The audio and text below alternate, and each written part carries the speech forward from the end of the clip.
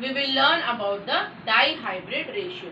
In the monohybrid ratio, we are taking only a pair of homozygous alleles, whereas in dihybrid ratio, what we have learned in dihybrid cross, that we will take two pairs of homozygous alleles.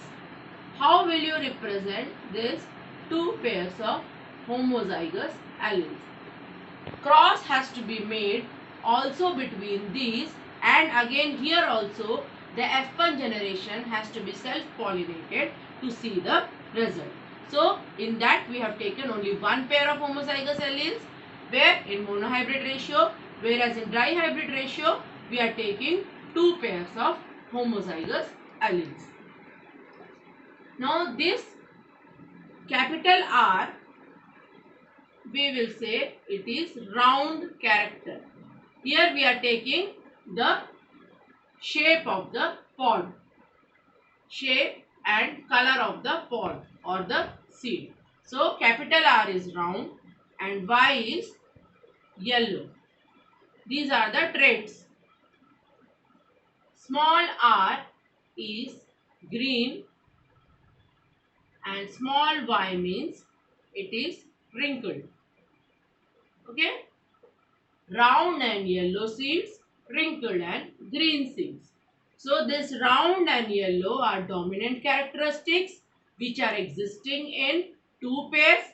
Here small r and small y is a recessive characteristic. So wrinkled and green we are representing in small letters.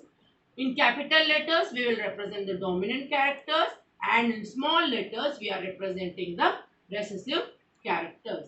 When cross is made between the round and yellow seeds and wrinkled and green seeds, so the gametes which we are obtaining are R and Y, and here also R and Y. Now what will combination we will get in the F1 generation? Capital R, small r, capital Y and small y. This is the F1 generation. In this F1 generation, what we are saying, the combination round and yellow seeds. All the F1 generation plants represented or showed the dominant characteristics, that is they were round and yellow. Wrinkled and green characteristics were recessive characteristics. These recessive characteristics are not shown in the F1 generation. They are hidden one. So they will be shown in some or the other generation, but now they are not shown in the F1 generation. So what Mendel did, like in monohybrid cross, he self-pollinated the F1 generation. In the same manner, in the dihybrid cross also, he self-pollinated the F1 generation. He self-pollinated the F1 generation. Now this self-pollination result, how we will show? We will show it in the form of a Punnett square. Okay, we will show it in the form of a Punnett square. Here male and female characteristics, and whatever the combinations we are getting of the gametes, we will represent as like R, Y.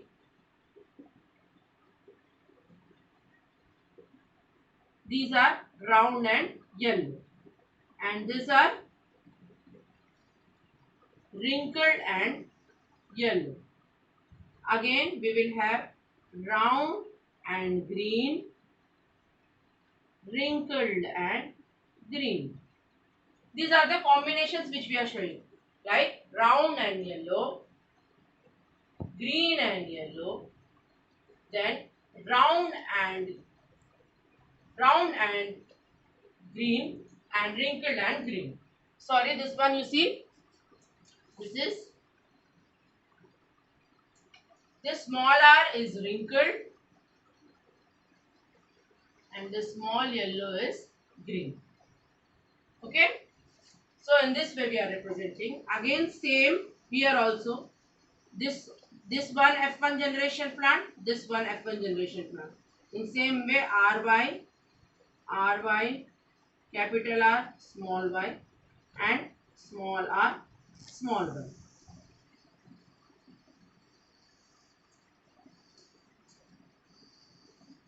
There we made cross between the F1 generation in monohybrid ratio, and we got the resultant F2 ratio in the form of 3:1 phenotype and genotype as 1:2:1. Here again, when we are making cross, this will be in the form of RRY. So this thing I have represented in a Punnett square over here. The same checkerboard or the Punnett square I have represented here, where the gametes are taken in the paired form here, and we are getting RRYY. Here all the combinations we have made, like this: capital R, small r, capital Y, capital Y. Here again, capital R, capital R, capital Y, small y. Here capital R, capital Y, small y. The gametes, the way we are writing it over here, in the same manner we have to write it over here also. Then we have to make the combinations. After making the combinations, you have to check for the phenotypical and genotypical characteristics. Okay. Now here, when the Punnett square is completed, in total we are getting round and yellow seeds as 9, round and green seeds 3, wrinkled and yellow seeds 3, wrinkled and green seeds 1. The ratio which we are obtaining after a dihybrid cross is 9:3:3:1. How I will show.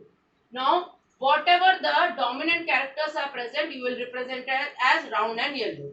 So here, round and yellow 1, 2, 3, 4, 5, 6, 7, 8, and 9. So 9 are round and yellow. This round and yellow characteristics will be dominant in each case. So round and yellow seeds we are getting 9. Next, round and green. We have to look for the round and green seeds, which I have represented with symbol asterisk. Here round and yellow I have represented with a symbol right. So the asterisk symbol one you see. How many are there? 3. This one, and this one. So these are round and green. Okay. Round dominant character, green recessive character. Here round dominant character, recessive character is green. The round dominant character, and here recessive character is the green.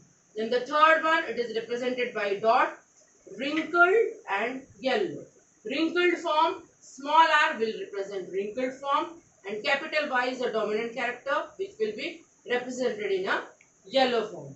Yellow character will be represented as capital Y. So this one, and this one. Yellow, yellow, yellow, r, small r, it is wrinkled. And only one character we have as wrinkled and green. Small r, small y. All the small characters, they are representing the recessive character. So this is the phenotypic and genotypic ratio, which is represented as 9:3:3:1 in a dihybrid ratio. So in this way, dihybrid and monohybrid ratio was represented in the form of a checkerboard by Mendel.